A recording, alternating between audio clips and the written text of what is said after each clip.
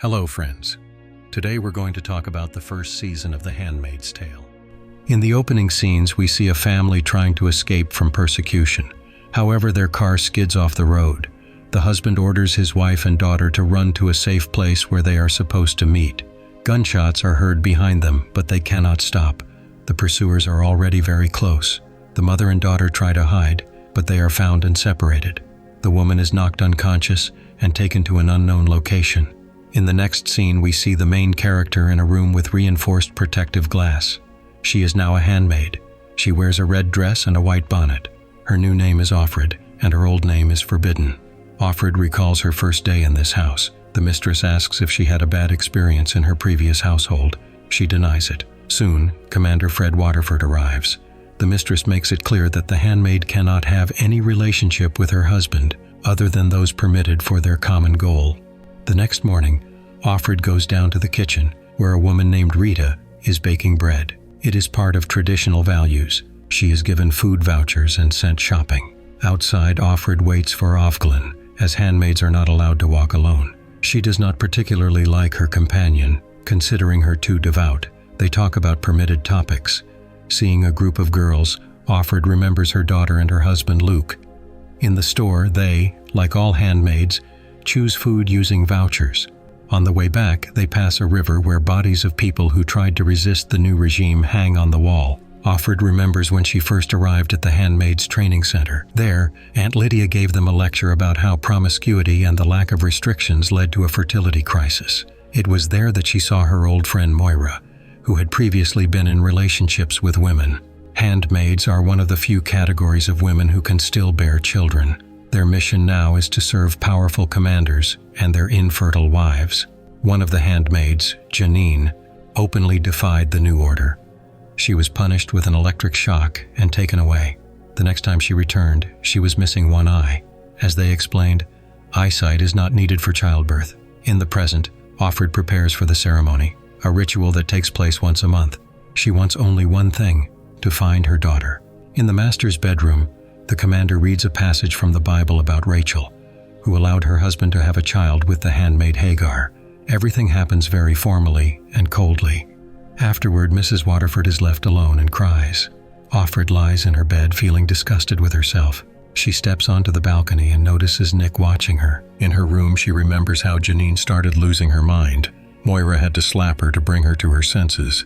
She reminded her that all the disobedient ones are sent to the colonies to clean up toxic waste. Survival there is impossible. June barely managed to calm Janine down and put her to bed. They all needed to keep themselves together to survive as long as possible. Offred saw Nick outside, but there was no black van near the house, so they hadn't come for her. She wondered why he hadn't told anyone. Today was punishment day. The handmaids were taken to a designated area in the woods. Guards with weapons were everywhere. There, Offred met another acquaintance from her past, Janine. She was pregnant and said she had heard that Moira had been sent to the colonies. Offred felt sick from the news. The handmaids knelt as Aunt Lydia announced the unfortunate circumstances that had brought them all here. A man was brought before them. He had forced himself on a handmaid. The handmaids were called forward to form a circle. In the center stood the condemned man. At the sound of a whistle, they were to take justice into their own hands. They did, releasing their anger, pain, and aggression. When Aunt Lydia blew the whistle again, they stopped. The man had no chance of survival. As Offred and Ofglin walked home, Offred remembered telling Moira about her pregnancy. Lately, such news had been considered a miracle. Often, if babies survived at all, they were born with severe abnormalities. Ofglin told Offred that she felt sorry for her. Then she started reminiscing about life before, which surprised Offred. It turned out that Ofglin had simply been afraid to talk about it, assuming Offred was devout. The handmaids had been carefully conditioned to distrust one another. Ofglin revealed that she had been married. She and her wife had a son, Oliver. They managed to escape to Canada with the child, but Ofglin herself was caught at the airport. The women were happy to finally get to know each other for real.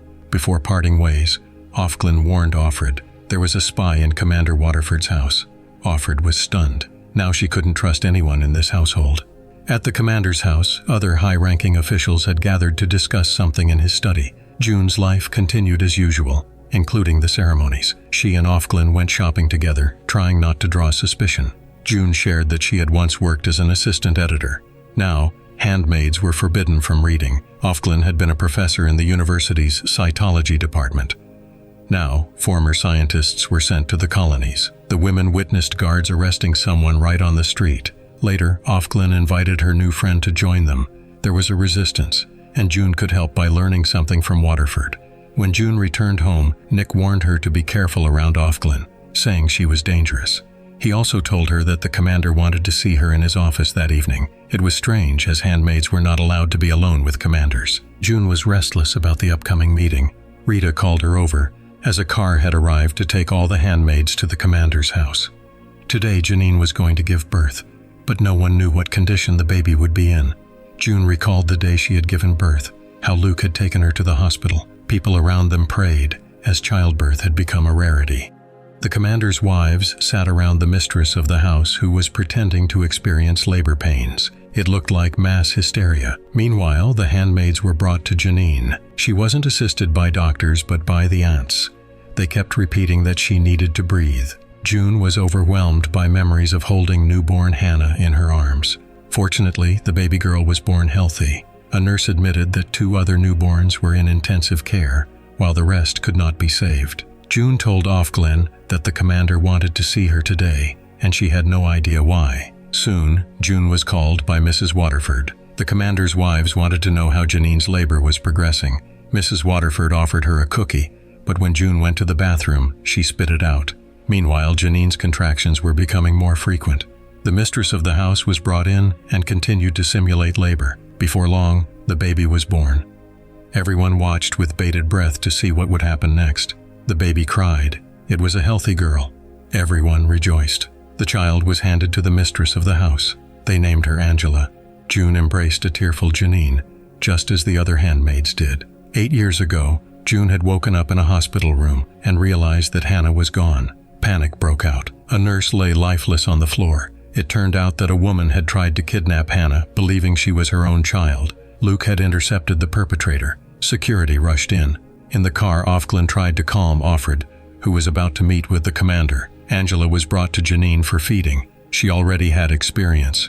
She had once nursed her son, Caleb. Janine started singing a lullaby to her daughter. At 9 in the evening, Offred went to see the commander. He ordered her to close the door behind her and sit down. Mr. Waterford allowed June to look at him, saying that they could disregard the rules. He also said that he wanted to play Scrabble with her. June was shocked by the suggestion. She scored many points, though she let him win at times. He promised that when he returned from his trip, they would have a rematch. June returned to her room, overcome with hysterical laughter. The next day, when she got ready to go shopping, she saw that her friend had been replaced by another handmaid. Ofglin was gone. June had no choice but to do everything she could to keep herself together. At the beginning of the episode, we see one of the handmaids, whose real name is never revealed, being taken into custody and locked in a cell. Meanwhile, June is walking down the street with the new Ofglin. June recalls a moment from the past when she and Moira went for a run and then stopped at a coffee shop. There, they were shocked to find their bank cards had been frozen. The barista, who had been replaced with a new worker, began making disrespectful remarks toward them.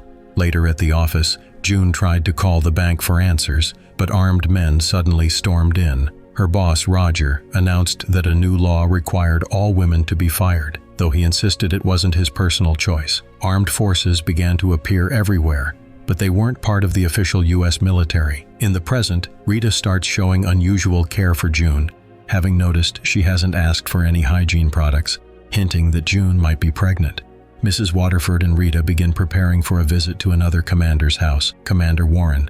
At Warren's home, everyone is admiring the baby girl, Angela, and sharing their hopes for future children. June is allowed to hold the baby. The lady of the house angrily shares that the baby's biological mother, handmaid Janine, has been overly emotional and even bit her during a feeding. Taking the chance, June sneaks upstairs to visit Janine's room. She warns her to be careful and not provoke the household to avoid trouble. Janine insists the baby's real name is Charlotte, not Angela, and shares a surprising story. Commander Warren supposedly loves her and promised they'd run away together with the baby and become a real family. On the way home, Mrs. Waterford is surprisingly kind to June, believing that she is pregnant and will finally give them a child. She confesses that she thinks the system is cruel, but insists they must stay strong. June rides in a separate car with Nick and asks about Ofglen's fate. Nick advises her not to ask too many questions. When they arrive home, they find black cars parked outside, something that immediately raises alarm. Nick hints that June may be in trouble and he won't be able to protect her. June remembers the day a new law was passed. Women could no longer own property, hold bank accounts, or work. All their rights were transferred to male relatives. A state of emergency was declared. Moira planned to join the protests, while June's husband Luke tried to calm her down. Back in the present, June is once again subjected to cruel treatment from Aunt Lydia. She's interrogated by an officer asking about Ofglen. At first, June thinks it's about resistance activities, but she later realizes the real reason is Ofglen's romantic relationship with one of the Marthas. June refuses to testify against Ofglen, saying she's her friend. As a result, June is severely punished. When she returns, Mrs. Waterford rushes to her, shocked and emotional, because June is pregnant. Aunt Lydia is stunned, and Mrs. Waterford orders the armed man to leave the house. Meanwhile, Ofglen was put on trial together with her partner. Both women were found guilty, but because Ofglen was still capable of having children, the authorities decided to save her and re-educate her. Her partner, however, was executed right in front of her eyes. Later that evening, Nick came to visit June. She was covered in bruises and scratches. Nick brought her some ice and was visibly upset by what she had gone through. He gently held her hands, barely able to contain his emotions. In the next scene, we see June holding her undergarments. 8 years earlier, protests against the new regime were erupting all over the country. June and Moira were actively involved, but when the situation spiraled out of control, the protesters were fired upon. Moira barely escaped, taking cover inside a cafe. At one point, there was an explosion and the window shattered. Back in the present, June visited Mrs. Waterford, who was already dreaming about how she would decorate the baby's room. She admitted she had almost lost hope, but now believed in miracles again. June was forced to tell her the truth. She wasn't pregnant. Enraged, Mrs. Waterford grabbed her arm, shoved her into a room, and screamed that her life would now become even harder. Meanwhile, Emily, formerly known as Ofglen, regained consciousness after a medical procedure. Aunt Lydia informed her that she was still capable of having children, but now she would no longer desire to do things that are forbidden. June remembered a happier time, a day in the amusement park with her husband and daughter, but that life was long gone. It had now been 13 days since June was locked in her room, punished for failing to meet the commander's expectations. While exploring her surroundings, June lay on the floor of the closet and found a Latin inscription carved into the wall, likely left behind by a previous handmaid. She also recalled a moment when she and Moira were preparing to escape. In a restroom, Moira boldly wrote a defiant slogan on the wall, a risky move, since handmaids could be punished even for writing words. Soon after, Aunt Elizabeth came in to take them away. Around this time, Serena visited her husband in his office.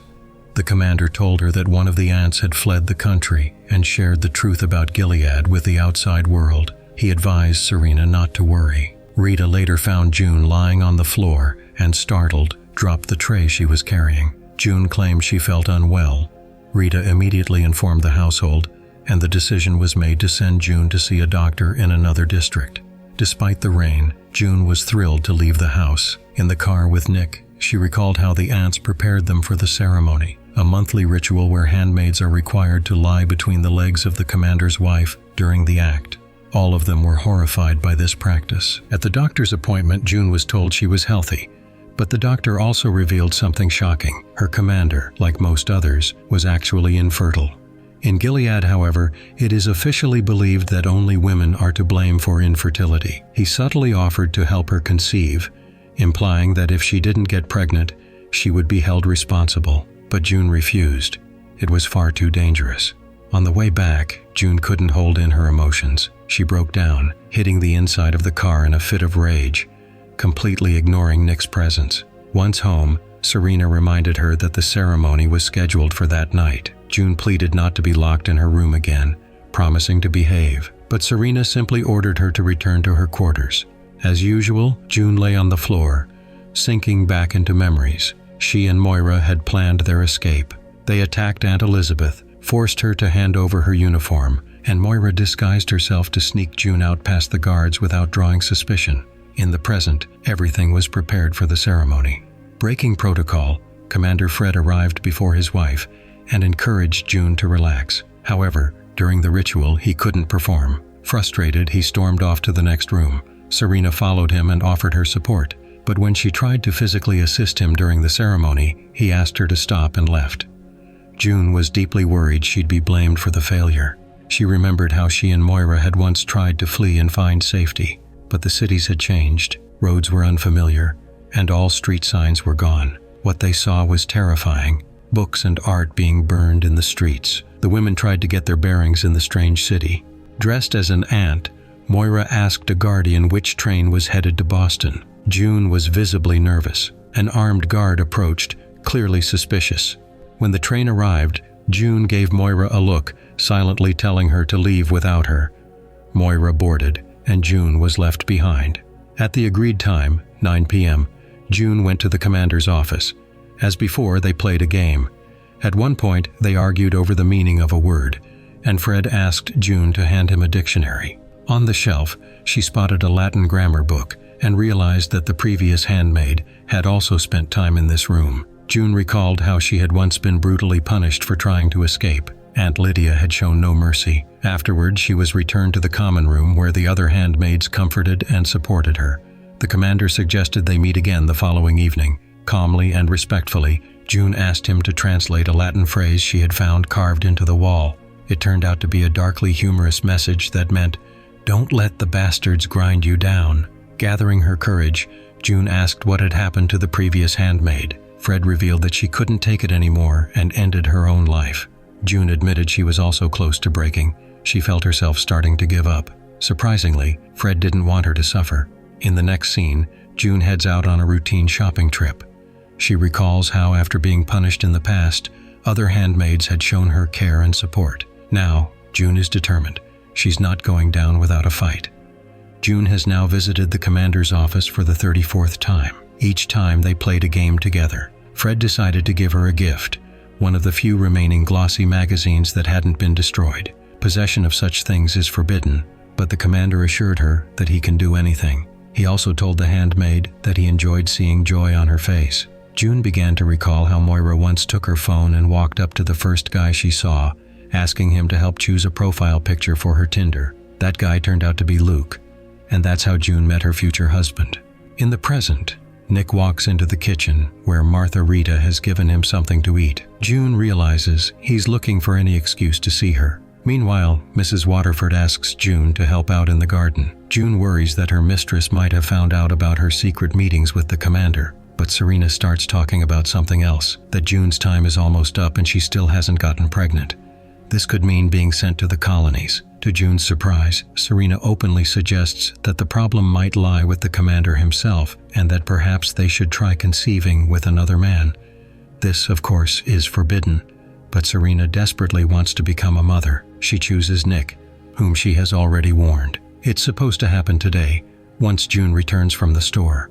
As always, June goes to the store with her fellow handmaid, Offglen. There, she sees Janine talking about her baby daughter. Another handmaid warns her not to speak of such things aloud. Suddenly, June spots Emily, who had recently gone missing. She's no longer Offglen, but now Off-Steven. Emily says she's too dangerous now to help Mayday. June doesn't have time to learn more. A new Offglen comes to collect her. On the way home, the new Offglen sternly advises June not to speak with Emily again, warning that it could ruin everything. She admits that she once lived an immoral life, but now she has food and a roof over her head. Later, Mrs. Waterford comes for June, and they drive to a house designated for her meeting with Nick. June remembers having lunch with Luke in a cafe back when he was still married. There was an instant chemistry between them. Luke had told his wife he was eating at work. In the present, there's a knock at the door. It's Mrs. Waterford with a handmaid. There's no time for prayers. They need to begin immediately, and so they do. While it's happening, June recalls the first time she and Luke were alone in a hotel room when their connection turned into something more. During all this, Serena waits in the house. When it's over, she touches June's belly and says a prayer. At the same time, Emily is sitting on the porch of her commander's house playing with a dog. The commander's wife comes out and says she's feeling unwell and wants to skip the ceremony. Emily, unfazed, replies that she can't be sick every month. Meanwhile, at the Waterford house, it's time for the ceremony as well. This time, Serena can't hold back her tears, and the commander begins to touch June, something strictly forbidden. That same evening, at another private meeting with Fred, June expresses her frustration. She warns him that if his wife finds out, she could send her to the colonies or do something even worse. The commander brings her yet another magazine as a gift. In his view, women are now free from the imaginary problems of the past and can focus peacefully on fulfilling their biological duty. June couldn't take it anymore and told the commander that, unlike him, love was not an empty word for her. Fred disagreed and claimed they understood what mercy was. As an example, he mentioned Emily, who had been granted forgiveness, a minor surgical procedure that freed her from base desires. June wanted to leave but stopped when she heard the commander say, "We only wanted to make the world better, but not better for everyone. Someone will always suffer." June didn't make it to her room before vomiting into the kitchen sink. Nick witnessed it. June directly asked him if he was an I, a government informant. At first, Nick tried to dodge the question, but eventually admitted that it was true. June couldn't help but laugh hysterically. She remembered asking Luke back in the hotel to leave his wife. Luke agreed. He loved her. Later, June went out shopping again. Taking advantage of the moment, she approached Emily and told her she knew what had been done to her. Of Stephen, for the first time, referred to herself by her real name and asked June to join Mayday, the resistance movement. The new Ofglin quickly pulled June away, but meanwhile, Emily managed to hijack a Guardian's car. Despite the warnings, she had no intention of stopping. Everyone around was shocked, and Janine was thrilled. Emily ran over one of the guards. June smiled at her and gave a nod. Soon after, Emily was pulled out of the car by force, and gunshots rang out in front of everyone. When June returned to the Waterfords' house, she couldn't stop thinking about Mayday. She realized that the word comes from French and means, "help me." At home, Mrs. Waterford was working on her hobby, painting. She told June that not all women are cut out for their current roles, but she believed Fred's handmaid was intelligent and strong. Knowing she was taking a risk, June secretly visited Nick that night, with very specific intentions. This time it wasn't by command, not by force, but for pleasure, a true moment of closeness between two people. At that same moment, the handmaids were scrubbing blood off the wall where the bodies of the executed usually hung. That day, high-ranking guests, foreign diplomats, were expected to arrive in the country. They would be staying at the Waterfords' house. In the evening, June was taking a bath when Rita came in and told her the mistress wanted to see her in the bedroom. Serena explained that a trade delegation from Mexico was arriving soon, and they had to make a good impression. She advised June to answer all questions carefully, as the guests would be curious about how women actually live in Gilead. As Serena walked down the stairs, she recalled how in the past, despite their busy schedules, she and Fred always made time when the moment was right to conceive. The reception began. June was brought downstairs. Just before entering the room, she quietly exchanged a few words with Nick, and they managed a subtle touch of hands. The commander welcomed the guests inside. June was introduced to the ambassador and the other diplomats. They had heard a lot about the handmaids but couldn't tell what was true and what were just rumors. They started asking June if she had become a handmaid of her own free will. Mrs. Waterford then invited everyone to the table. At the end, the ambassador asked June if she was happy. June had no choice but to say yes. During dinner, the commander spoke about how their country had fully transitioned to organic farming. Castillo shared that Mexico was facing major crop issues due to global climate changes. Then she turned her attention to the quieter part of the gathering, the commander's wives. On the way, Castillo had read a book written by Serena back when the United States still existed. Her ideas were quite bold, especially regarding the role of women in society. Serena had even been arrested for incitement. In response, Serena simply said that she had changed her views a long time ago. In a flashback, Serena recalled a time when she welcomed her husband home from work, while chaos was erupting across the world and massive changes were just beginning. The couple decided to escape reality and go to the movies. Fred asked her if she had finished her academic article titled, "Fertility as a Resource." Suddenly, Fred received a message. Orders had been issued. Later, Nick came to June and said the commander wanted to see her in his office. Unable to resist, Nick kissed her, and June kissed him back. The commander was clearly frustrated by the judgmental looks from Castillo and the other diplomats. He believed they had no right to criticize, since their own people were suffering from starvation. When he saw that June was ignoring his anger, he reminded her that being there was a privilege and ordered her to return to her room. But June, despite her inner revulsion, asked for permission to stay. Fred ordered her to come over and kiss him. She did, then later scrubbed her teeth feverishly. The next day, Aunt Lydia was instructing the handmaids in preparation for a formal reception with the delegates. She arrived with Commander Waterford and ordered that any handmaids bearing physical punishment marks step aside immediately. They were to be taken back to the van. This brought Janine to tears, but Aunt Lydia promised her a whole tray of desserts. The grand hall was decorated lavishly. Delegates, commanders with their wives, handmaids, Marthas, and aunts were all gathered. Serena recalled how once her husband informed her after a council meeting that she would not be allowed to speak, simply because she was a woman. That was the new order. Serena accepted it with dignity. In the present, she joined the reception and gave a toast in honor of the city, a place where a highly moral lifestyle now prevailed. She emphasized the efforts made to save the environment and said that, thanks to the handmaids, there was hope to resolve the greatest demographic crisis in history. The guests were then shown children born from handmaids. The delegates were awestruck. Childbirth had become nearly a miracle. One of the handmaids told June that rumors were spreading. The city might begin trading handmaids, selling them to foreigners for outrageous sums. At the Waterford household, things began to shift. Fred was getting ready for another meeting and, with regret, said he wished his wife could join him. That evening, Serena was preparing for bed. Her husband returned, and she congratulated him on successful negotiations. Fred told her he considered her an incredible woman, though he sometimes forgot it. They kissed. According to the new rules, they were supposed to restrain themselves, but they didn't. That night, June broke down emotionally, in front of Nick. She couldn't believe she had lied to the ambassador, saying she was happy. For the first time, she told Nick her real name. The next day, she got another chance to speak with Crystaly, who gave her some Mexican chocolate as a thank you for her honesty. This time, June told the full truth about the hell the handmaids were living in. She pleaded for help, but Crystaly said she couldn't do anything. In her hometown, no living child had been born in 6 years. The commander entered and asked if everything was all right. Crystaly replied that she was just giving Offred some chocolate, and that she wanted to give another one to the lady of the house. After they left, one of Crystaly's escorts approached June and said he wanted to help. He didn't know where her daughter was, but he assured her he knew where her husband was, and that he was alive. Time was short. The man handed her a piece of paper and promised he would deliver a message to Luke. In the opening scene, we return to the moment when Luke was trying to lead his wife and daughter to safety. He told them to run while he stayed behind and pulled out a gun to cover their escape. However, heavily armed men soon arrived in black SUVs and shot him. As he was losing consciousness, Luke thought of his family, and then he woke up in a van.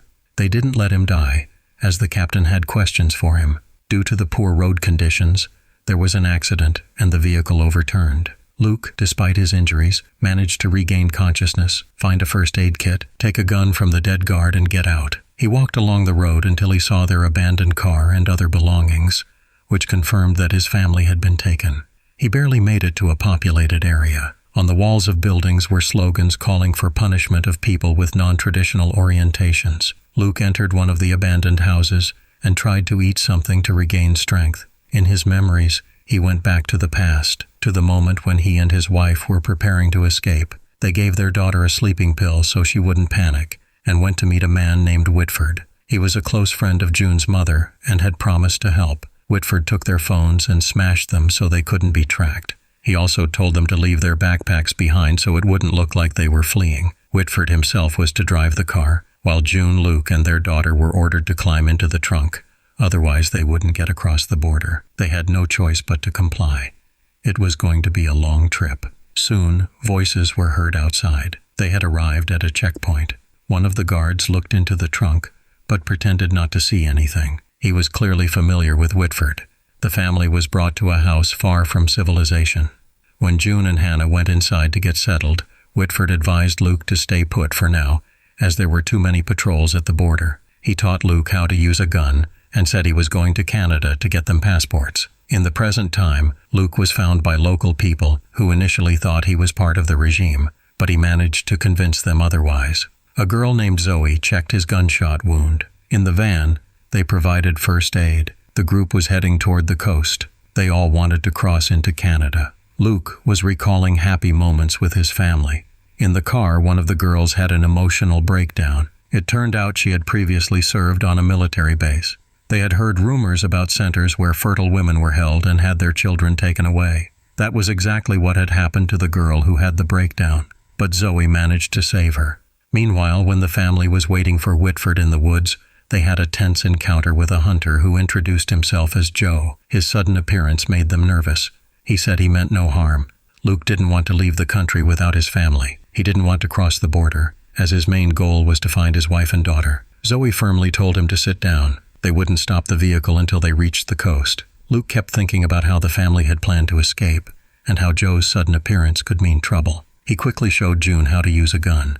They didn't immediately notice that Joe had entered the house. He told them that Whitford was dead. He had been caught and executed. Joe assured them he wanted to help. He had a contact at the border who could help them cross the checkpoint. Luke wanted to leave the people who had rescued him, as he still didn't want to cross the border without his family. But before parting ways, Zoe decided to show Luke something important. They went to the building of a former church. It had once served as a resistance headquarters, an organization that tried to save women. Recently, all the members of that movement had been executed. Zoe once again advised Luke to go to Canada. She told him that representatives of the former U.S. government were still there and might be able to help him find his family. It was the only way. Luke had no choice but to leave with his new acquaintances. However, very soon regime enforcers came after the fugitives. A shootout began, during which many people were killed. Luke, along with a few survivors, managed to escape on one of the boats. The story then jumps 3 years ahead. We find ourselves in Canada, in a place called Little America. After receiving a phone call, Luke went to the center where hundreds of people like him were looking for their loved ones. Soon he was called in by Rachel Tapping. She didn't waste any time and immediately handed him an envelope. Inside was a message from June, which had somehow been passed along through a representative of a trade delegation from Mexico 3 weeks prior. Luke couldn't hold back his tears. June kept returning in her thoughts to Nick, as she was terribly afraid of being alone. Meanwhile, we see Nick remembering his own past, trying to find work through an employment center. He struggled to hold down a job, a personal challenge he had faced for some time. In one scene, he got into an argument with a man in the queue, which escalated into a fight that was broken up by a staff member at the center. Nick was thrown out onto the street. Unexpectedly, the employment center worker, Mr. Price, invited him for a coffee. There, Nick opened up. He talked about his brother, who had lost his job after a steel plant shut down and started drinking heavily. Mr. Price, in turn, confided that there was a certain organization, the Sons of Jacob. Their goal was to cleanse the world of immorality and solve the infertility crisis. Nick realized he was speaking to a leader of one of these groups. Meanwhile, the commander was waiting for June in a room. He suggested they have some fun, but first said she needed to tidy up her appearance. June was surprised when the commander himself began shaving her legs. Then he handed her a makeup bag and offered her to apply some makeup, even though it was forbidden. June put on a light touch of makeup, and the commander brought her a pair of shoes and a dress to try on. She changed and came down to him in a stunning outfit. As a final touch, he let down her hair and invited her to leave with him. Nick was already waiting for them. Mrs. Waterford, meanwhile, had gone to visit her mother and wasn't expected back until the next day. Nick drove them to an unknown destination. June was wearing Mrs. Waterford's cloak. At the checkpoint during the document check, the officer mistook June for Mrs. Waterford, and the commander played along to maintain the impression. Soon after, he asked June to duck down, as even wives weren't permitted to cross the border. The situation was becoming increasingly tense. Nick recalled how the commanders, including Waterford, had discussed how to assign women to influential households. It was important to gain the women's cooperation in order to avoid resistance. When the other two commanders stepped out of the car, Fred asked Nick what he thought about the handmaid program. Nick replied that he believed it was the right thing to do. June was led into a building through a back entrance. Her handmaid tag was removed. Soon, they found themselves in an establishment that resembled a nightclub. High-ranking government officials were enjoying themselves there. Fred took June to the bar to order drinks. He explained that only influential people came here to relax. June was speechless when she saw Moira sitting at a table with a man. Their eyes met. The commander began to show clear interest in June. She told him she needed to go to the bathroom. There, she was finally able to embrace Moira. Moira apologized for having to leave June behind and escape by train. June had been sure that Moira was no longer alive. Janine had told her so. The woman in charge of the staff ordered Moira to return to the main room. Before she left, Moira whispered to June to find her in her room later. Meanwhile, Nick was talking in the supply room with a Martha who was delivering goods for the commanders. At the same time, June returned to the hall, where she was approached by an unfamiliar man. But Fred quickly intervened and firmly made it clear that she was his companion for the evening. Nick, consumed by jealousy, watched them from a distance. He recalled events from the past. A previous handmaid had taken her own life. Medical personnel had carried her body out of the house. Mrs. Waterford had approached him with fury in her eyes and asked if he still truly believed there was hope. Fred and June were left alone in a private room. He spoke about business matters, but soon began making advances again. June couldn't hold back her tears, but she had no other choice. When the commander fell asleep, she quickly got dressed and, quietly leaving the room, went looking for Moira. Every room in the establishment was filled with an atmosphere of entertainment. Finally, June found Moira. She told her that she had once found shelter with people connected to the resistance. They had tried to help handmaids escape across the border, but were intercepted. Moira had been sent back to the distribution center, where she was given a choice: either the club or the colonies. She had chosen the first. Now, Moira was convinced there was no way out of this trap. Before parting, the friends embraced tightly. It was time to return. June was again placed into a black SUV to be taken home. Meanwhile, Serena had returned home. In the kitchen, June asked Nick if they would see each other again that night, but he replied that they needed to stop these meetings. June couldn't hold back any longer and said everything she felt about what was happening around her. She admitted she couldn't live like this forever. But Nick didn't want June to end up on the wall among the other executed people. Returning to her room, June was in tears. Serena stopped her, saying she had brought her a gift.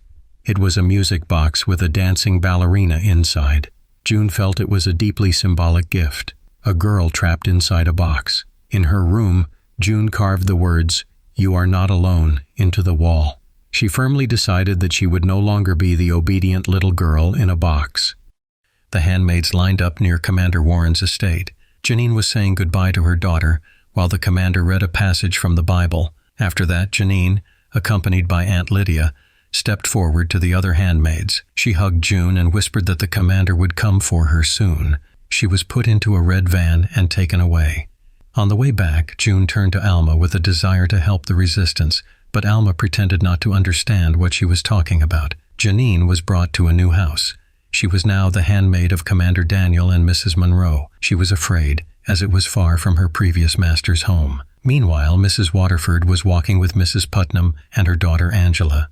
Mrs. Putnam expressed her discontent, saying that it was difficult to live under the same roof with Janine. As usual, June went shopping with Ofglin, where she was intercepted by Alma. Alma gave June a task: to return to a familiar club, find a girl named Rachel, and retrieve a package important to Mayday. It had to be done that very evening. That night, June went into the commander's office and suggested they repeat their adventurous date, reminding him about the club.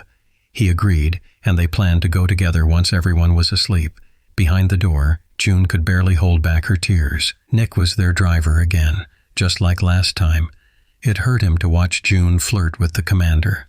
At the club, Fred immediately took June to a room. Meanwhile, Serena was at home putting baby clothes away in the closet. She couldn't take it. She started crying, drank some wine, and even offered the Martha some. Rita remembered her son, who died in the war. The new commander, Daniel, came to the ceremony instead of Warren. Janine got scared and started resisting.